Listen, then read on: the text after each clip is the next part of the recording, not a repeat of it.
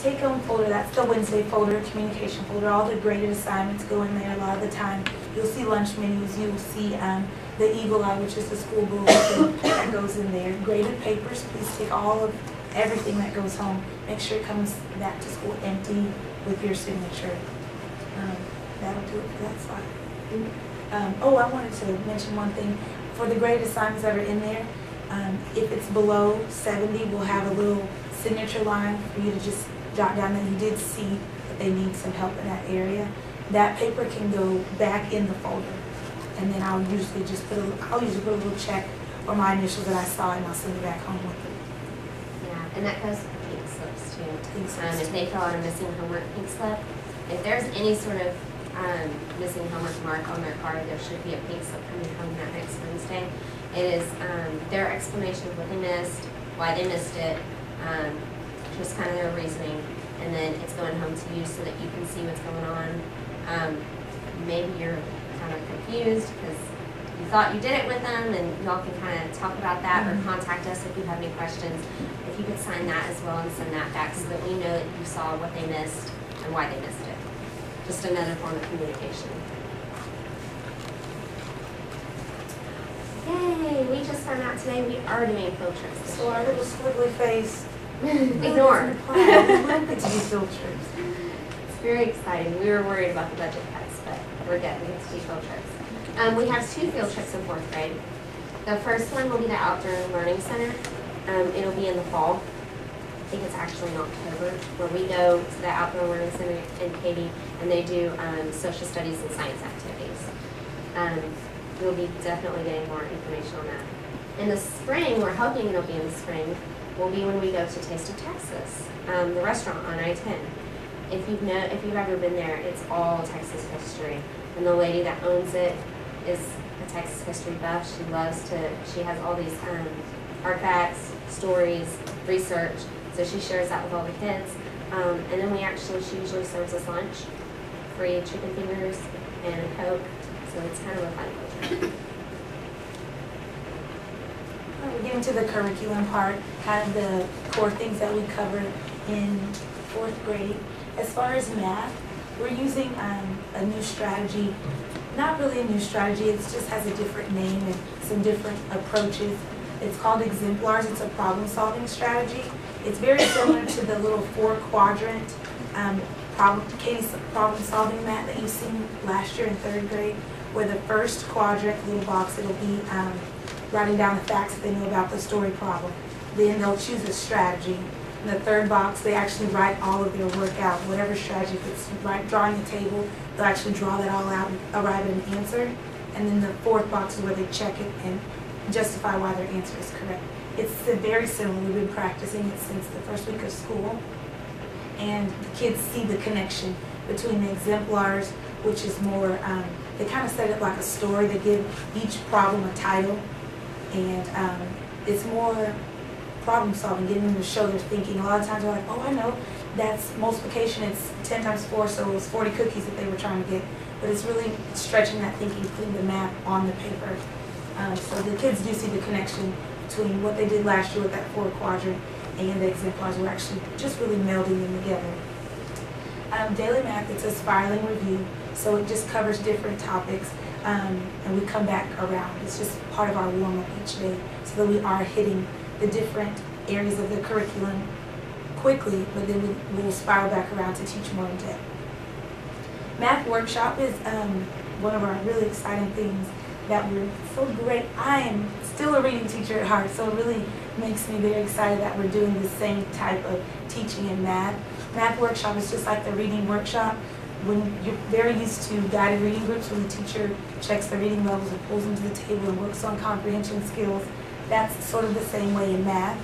We will have a teacher group where we pull small groups and work on those skills more individualized, because a lot of times that whole group you miss a lot of what kids know or what they need to be really challenged on, or need to be, what skills need to be honed.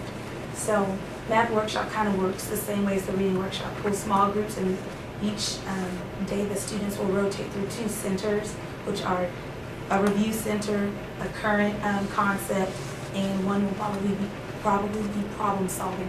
So they rotate through those centers. Today we actually did our first full math workshop, and it was really nice. It was just great. They seem to really like it. So that's what math workshop is. And then the fast facts, please practice those facts, because otherwise we're not able to really solidify those skills that we'll need for other things like division. So practice those multiplication facts. I told you that I send the little practice sheets home, and they're timed right now. They're 3 minutes on Fridays. I set the timer for 3 minutes, and they're to complete it. They actually did a really nice job last Friday getting it done. And then as the school year progresses, it will go down to 2 minutes to get the sheet done. It's usually 40 facts. And science. These are our topics for science. Earth science, physical science, the water cycle, and animal adaptations. Right now we're working on the water cycle. We just started that today. So those are our topics.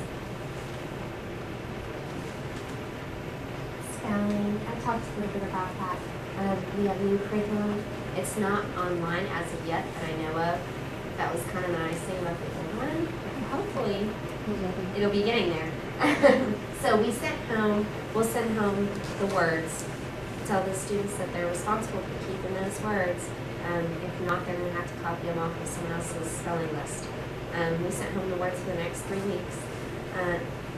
They're actually pretty simple. Yeah, they were kind of. I don't know. We don't generate these. So there's no more dictation grade, which I was explaining. We still do dictation. We're not going to take a third grade anymore. The word list test is always on Friday. It'll be counted twice in the grade book. Their homework will be counted as a homework grade, 10% of their grade on Thursday. Oh, writing. Fourth grade's a big writing grade. We have a writing star in fourth grade. Consists of 2 different parts. They have daily edit, which is the editing and revising an already written paragraph, and then the composition part of it, where they have to write a composition. We focus on the 6 traits of writing, although that hasn't been the focus of much this year because we're focusing a lot on writing workshop. And we teach the 6 traits within writing workshop. Writing workshop is a lot like reading workshop, which they should be familiar with from last year. We have a quick lesson on the floor, we go back to their seats, and most of writing workshop is spent with them writing. I'm holding small groups, I'm going on conferencing one-on-one, and we go through the steps of writing. We really hit that part.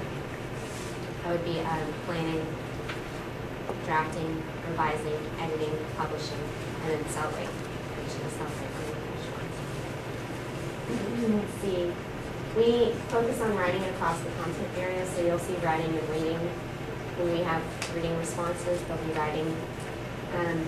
This year, it's always been in the past, they were supposed to know how to write a personal narrative. This year, it's personal narrative, expository, and persuasive.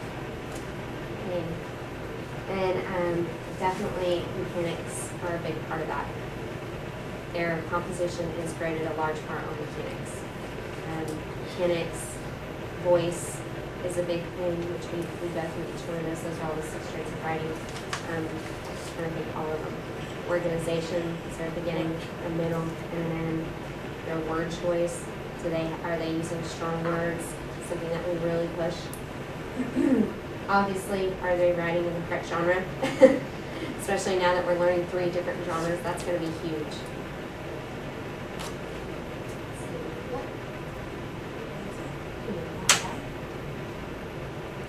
Reading, you've probably already seen the reading logs. They're to go home every night, come back to school every day. If they don't bring it back to school, they can't use it during reading workshop. That's kind of a problem. So that is an organizational mark if they're not bringing it every day. They're due on Fridays. They are for a grade because it is done at school and at home. Basically, we ask them to be honest on it. That's what's most important. And we also ask that they read every night. We know sometimes it's not possible to read every night. We always have that one night that's kind of crazy. So I tell them we'll read an extra the next night to make up for that. So we're not super strict on reading every single night. You must read 4 minutes every night because that kind of takes the enjoyment out of reading. You know, that's when they set the timer, and the minute the timer goes off, they're like, okay, I'm done, shut the book and leave. And that completely defeats the purpose of what we're trying to teach them. We have a reading response journal that stays in class. Sometimes we'll take grades off of that. If we do, it'll be on a rubric, and the rubric will be sent home, but the journal does stay in class.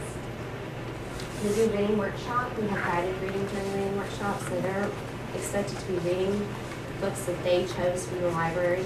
So they are self-chosen books. They're reading every day. They're working on different reading strategies that we teach them every day. And I'm pulling them for small group work, or I'm working with them one-on-one on different strategies. STAR, formatted reading practice. That will start in a few weeks. Our school is still adjusting to the STAR. We're not exactly sure what it's going to look like. We're just going to do our best. We do know that in the past on tax, we've had something called a paired passage, which is different than what they have in third grade. It's where they read a passage, then they read a second passage. They answer questions about the first passage, they answer questions about the second passage, then they answer questions about both passages. So that's really a huge step up from read a passage, answer the questions. The passages are much longer, not just in fourth grade, but also with the STAR. From what I've seen, the passages are a lot longer. So that's why we're really emphasizing sustained silent reading. Like, don't just sit down and read for 5 minutes. Like, you need to be able to have the endurance to be able to sit down and read for 30, 45 minutes without any problem. You're not getting tired and getting wiggly. Like, we really got to build that endurance. It's huge this year. And we also do genre-focused instruction. So we go through each genre and really focus on the aspects of each genre. And social studies. This year the focus is on Texas history in social studies. We talk about the maps and the regions of Texas. We talk about the Texas Revolution, which they always love. And then they do it all in their social studies notebooks, which you've probably seen because they had to decorate them with Texas on the front. The notebooks are sent home periodically. Usually I send them home once in 6 weeks for you to look through and sign and send back so that you kind of know what's going on in class, because almost everything we do in social studies ends up in that notebook. So that way you know what's going on.